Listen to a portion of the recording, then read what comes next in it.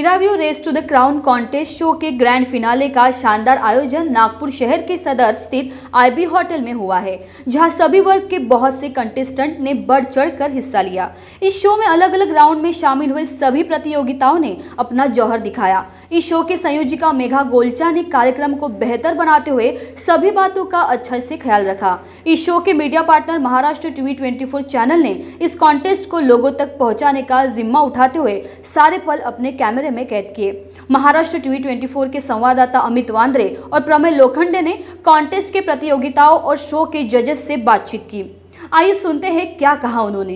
हाँ जी, एक बार फिर से स्वागत है मेरे यानी आपके प्रमेय के साथ महाराष्ट्र टीवी 24 में। और मेरे साथ जहाँ पर इतना बड़ा event race to the crown का ग्रैंड फिनाले हुआ, उसकी एक इवेंट ऑर्गेनाइजर मेरे साथ है मेघा मैम। मेघा मैम, कैसा लग रहा है सक्सेसफुली आज आपका इवेंट खत्म हुआ है? आज बहुत ही अच्छा मुझे महसूस हो रहा है, बहुत ही अच्छा महसूस हो रहा है। सबसे इम्पोर्टेंट चीज़ मेघा मैम मैं आपसे पूछना चाहूँगा, कितने दिनों से प्रिपरेशन चल रही थी इसकी? ये लास्ट 1 मंथ से। 1 मंथ से ऑनलाइन इंटरव्यूज ले रहे थे, ऑफलाइन इंटरव्यूज ले रहे थे, दिन रात आप मैंने जब देखा आपको, आप रेस्टों में बैठ रहे, यहाँ जा रहे, वहाँ मीटिंग कर रहे थे। मुझे ऑनेस्टली स्पीकिंग बताइए, कितनी मेहनत लगी आपको? मेहनत तो बहुत लगी, दिन भर खाना नहीं खाया। वेट जरूर कम हो गया होगा आपका? तो कम हो गया। वेल यू नो व्हाट, अगर आपको मेहनत करने का शौक है, उसके साथ साथ किसी एक चीज को शिद्दत तक पहुंचाने का सोच है, तो इवेंट ऑर्गेनाइजर जरूर बनिएगा। एंड ये जो आज ग्रैंड फिनाले हुआ, जो ड्रीम स्टूडियो इवेंट की ओर से ऑर्गेनाइज किया गया, उसके क्या कहने हैं। ऐसे ही एक और इवेंट ऑर्गेनाइजर के साथ मैं आपको मिलाऊंगा। बने रहिएगा मेरे यानी आपके प्रमेय के साथ। Your name? Diksha Patel. And qualification? I'm in 11th standard. Okay, सबसे पहला सवाल है, कैसा लगा फर्स्ट नंबर? बहुत अच्छा फील हो रहा है, ऐसा लग रहा है कि फाइनली मेहनत रंग लाई। अच्छा, कितने दिन लगे थे? Around 15-20 days. कंटिन्यूसली मेहनत कर रही थी, कंटिन्यूसली वर्क कर रही थी? यस, हम लोग का कॉन्टेस्ट भी था जिसमें हमें डेली एक्सरसाइज शूट करना था एंड हमें पोस्ट भी करना था। सबसे इम्पोर्टेंट चीज़, इसे अभी पैशन बनाना है तुम्हें? यस, डेफिनेटली पैशन भी बनाना है, प्रोफेशन भी बनाना है। लास्ट बट नॉट लिस्ट, किसे डेडिकेट करना चाहोगे ये डेफिनेटली मैं मेरे पेरेंट्स को डेडिकेट करना चाहूँगी, क्योंकि उनके सपोर्ट के बिना ये डेफिनेटली पॉसिबल नहीं था। And my elder brother Tejas, या ये हो गया।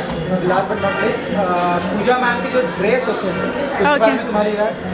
या बहुत सुंदर ड्रेसेस है। लाइक हम लोग की जो इनर ब्यूटी तो है, बट इसमें आउटर ब्यूटी भी हमारी नज़र आती है ये ड्रेसेस की वजह से। Okay, thank you. किती आज तू सेकंड रनर पाहिली आहे? फर्स्ट रनर पाहिजे, कसं वाटतंय आणि कशी प्रिपरेशन होती, काय सांगशील? खूप छान वाटतंय, प्रिपरेशन पण एकदम चांगली चालली होती. इकडे बरोबर शिकवणं वगैरे सगळं चांगलं होतं. इथे खूप मजा आली पार्टिसिपेट करून. हे जे 10-15 दिवस जे ट्रेनिंगचे गेले, कशा प्रकारे राहिला, ग्रूमिंग कशी राहिली, आणि तुझ्या एकची जे मुली आहेत त्यांनी मॉडेलिंगमध्ये जाण्यासाठी तू काय सांगशील? प्रत्येकाचं एक वेगळं टॅलेंट होतं, प्रत्येकाने खूप चांगली प्रिपरेशन केली होती. बस थोडंसं आपल्याला आपल्या स्पीचकडे त्याच्याकडे लक्ष द्यायला हवं आहे. आणि everyone was a great competitor here. आणि आता तुझ्या एजची जी मुली आहेत आणि मॉडेलिंगकडे जात नाही मॅक्झिमम, काय सांगशील? असं तुमची जिथे आवड असेल तिथे नक्की जा.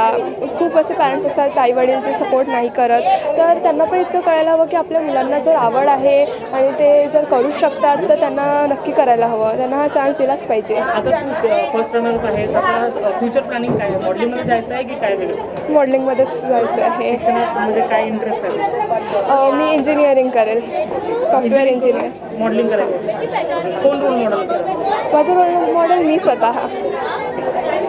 सबसे पहला क्वेश्चन आपसे ये है कि जिस तरीके से आज आपने होस्ट किया, इसके लिए कुछ प्रिपरेशन की थी आपने? No, I am a spontaneous person and I asked the question that came in my heart, and I thought that I would judge them on their confidence part and on their answer, the way they answer. So that's why I didn't do any preparations for that. सबसे important, कितना difficult था judging करना? Absolutely, it is a difficult task, and it will always be a difficult task because there are going to be hearts to be broken by us, you know, and everybody has given their best shot. So I congratulate to the winners, है ना, and all the very best, क्योंकि ये सिर्फ participation ये चलता रहेगा, है ना. सो पार्टिसिपेट करना ज़्यादा ज़रूरी है मेरे हिसाब से. जीतने से ज़्यादा इम्पॉर्टेंट है कि पार्टिसिपेट करना और हमेशा ये सोचना कि मैं कैसे खुद को इम्प्रूव कर सकता हूँ या कर सकती हूँ। ठीक है, सो यही मैं एडवाइस उन लोगों को देना चाहूँगी that sharpen your saw, it is a very important thing, है ना। तो अगर आपको दुनिया के साथ कदम से कदम मिलाना है, so you need to upgrade yourself, you need to accept that हाँ मैं यहाँ पे कमी रह गई है मेरी और मुझे इस चीज़ को अपने आप को इम्प्रूव करना है, ऐसा मैं मानती हूँ। आपका नाम और आपके ऑर्गेनाइजेशन का नाम? मेरा नाम पारुल आर्य है और मैं एक स्पोकन इंग्लिश और पर्सनालिटी डेवलपमेंट की ट्रेनर हूँ। पिछले 10 सालों से लोगों की मदद कर रही हूँ to help them to speak English fluently, confidently and grammatically correct, and I have taught many people, almost 10,000 people, and I am a TESOL certified English trainer. कितना डिफिकल्ट था आज का जजिंग आपके लिए? मैंने वन ऑफ इट्स काइंड आज show देखा है। I really thank Sohail, RM bouncers and all the co-judges and all the contestants. It was the toughest job of my life today to judge the contestants because everyone was brilliant and Nagpur has a sea of talent. इतना talent है नागपुर शहर में कि जिसका कोई हिसाब नहीं, और आज सब अंडर वन रूफ आए थे एंड हमें इतना अच्छा प्रोटेक्शन दिया RM सर्विसेज ने। इतना मैनेज करना मुश्किल हो गया था क्योंकि इतने कंटेस्टेंट्स थे, उनकी इतनी फ़ैन फॉलोइंग थी, तो बहुत मज़ा आया शो जज करने में। आई होप ऐसे शोज़ और कंटिन्यू हो और नागपुर को इसी तरह हम ग्लोबली भी लेकर जाएं। So it's a very well good initiative. Sohail and the anchor and everyone has done a great and fabulous job. I congratulate all of them. Nagpur में जो टैलेंट होते हैं वो बहुत रॉ होता है, लेकिन उनका पोटेंशियल बहुत ज़्यादा होता है। जी, उनको प्लेटफॉर्म नहीं मिल पाते। इसके बारे में कुछ कहना चाहिए आप? जी डेफिनेटली, इसीलिए ऐसे शोज़ को हमने एनकरेज करना ही चाहिए बिकॉज लाइफ में जब भी हमको कोई प्लेटफॉर्म मिलता है उसका 100% इस्तेमाल करने से ही हमारे अंदर का कॉन्फिडेंस बढ़ता है। जैसे I am also a groomer, I have my doctor वर्तिका's confidence academy because I realise the importance of confidence. अगर आज आपने देखा होगा the contestants, all of them were beautiful, all of them were good looking, but जो जीते they were very very confident and had a different personality. So I feel Nagpur में यही कमी होती है कि हम अच्छे और बेहतरीन प्लेटफॉर्म्स नहीं दे पाते। आज जैसे वन ऑफ द शो था कि जिसमें बहुत ही अच्छा प्लेटफॉर्म मिला है उन्हें, तो आई फील ऐसे और शोज़ होने चाहिए जहाँ हमारे नागपुर के टैलेंट को आगे जाने का मौका मिले। Thank you so much ma'am. मैं आपका नाम और आपका ऑर्गेनाइजेशन का नाम? Yes, I am Dr. Vartika Patil. I am MBBS, MD and MRCP in pathology. Apart from that, I am Mrs. Universe, Fabulous Mrs. Universe. I am Mrs. West Asia, Mrs. West India, Mrs. Maharashtra and Mrs. Gladrags Top 10.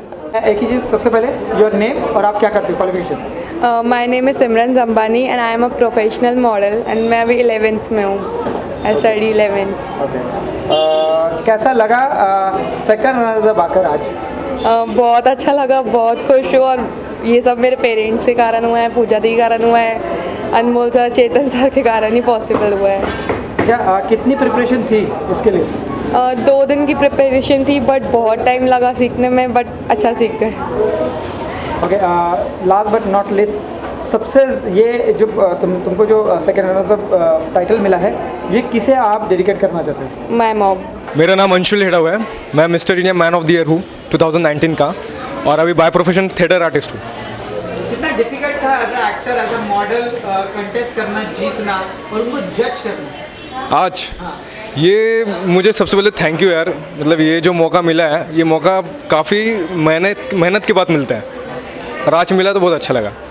और दूसरी बात, बच्चे बहुत cute थे, सभी को gift दिया। ये मैं आपको अप्रिशिएट करना चाहता हूँ कि ये कोई इवेंट ऑर्गेनाइजर नहीं करता है, शायद कोई शो में नहीं होता कि सभी को एक मात्रा में गिफ्ट दिया जाए, ये अच्छा है।